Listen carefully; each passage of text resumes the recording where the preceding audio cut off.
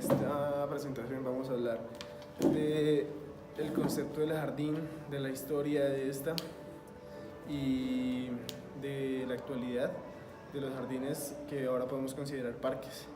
Entonces, bueno, comenzaremos desde la antigüedad.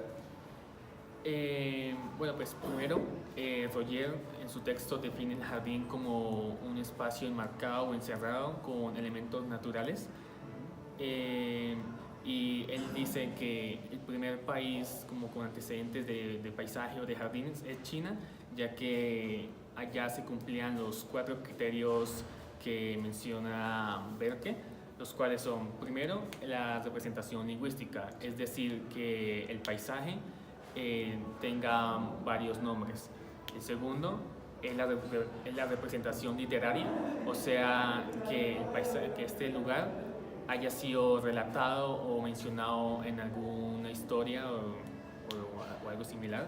La representación pictórica habla de cómo este paisaje se puede representar por medio de imágenes o de inclusive tapiz o cosas como que podamos tener a lo largo del tiempo. Y las jardineras... y la representación jardinera quiere decir que este lugar sea de contemplación y no de algún otro uso como de producción. Entonces, para que un paisaje pueda considerarse tal, tiene que cumplir estos cuatro criterios, ¿sí? Sí, o también puede cumplir 3, pero sería un protopaisaje.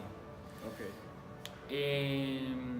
Bueno, esto en cuanto a China, pero en el mundo occidental el primer lugar que tuvo vestigios de paisajismo fue Italia, pero fue con un carácter más religioso.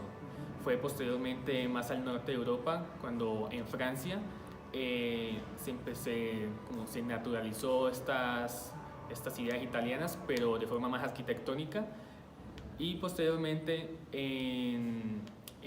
pasaron a los jardines ingleses, que fueron mucho más abiertos y de mayor libertad en cuanto a sus elementos naturales. Sí, digamos que en el libro de Enric también estaban estos dos tipos de jardines o de parques. El primero pues era el francés, del que ya habló, que es un jardín más geométrico, un jardín en donde sus relaciones con los bosques son muy organizadas, la importancia, digamos, de la simbología del agua también era muy usada, y en los jardines ingleses eran unos jardines mucho más románticos, en donde perfectamente podía haber unas ruinas, digamos, de la arquitectura, junto con un paisaje muy salvaje, en donde lo que intenta hacer este jardín básicamente es tratar de regresar a la naturaleza, a la ciudad. Bueno, y pues dejando de lado como el concepto de jardín de los siglos anteriores, en la actualidad los jardines o los parques tienen una función más, o tienen en cuenta la sostenibilidad con la ciudad, y pues también deja un poco de lado como ese carácter de contemplación, y surgen nuevos usos y usos más específicos. Sí. También habla, digamos, de la agricultura. Pues también el libro de Roger no especificaba mucho este uso de la agricultura, pero digamos en el libro de Enric sí, digamos que el uso de la agricultura como un recuperador de los espacios y un ordenador de estos era algo muy importante que estos parques de la actualidad pueden llegar a tener, ya que es muy importante, digamos que para la ciudad de este momento, temas como, no sé, digamos lo que ya hablamos de la sostenibilidad, del medio ambiente, de todo este tipo de situaciones por las que estamos pasando que se necesitan en este momento y que son de mucha importancia. Y pues también los parques en la actualidad pueden llegar a conformar en una escala mayor un sistema en la ciudad que permite ordenarla y crear como nuevas conexiones ecológicas que pues tienen que ver con lo ya mencionado de la sostenibilidad. Sí, y esto es muy importante porque en la antigüedad estas conexiones no eran tan importantes, pero ahora se crean como unas conexiones en donde usan los espacios libres,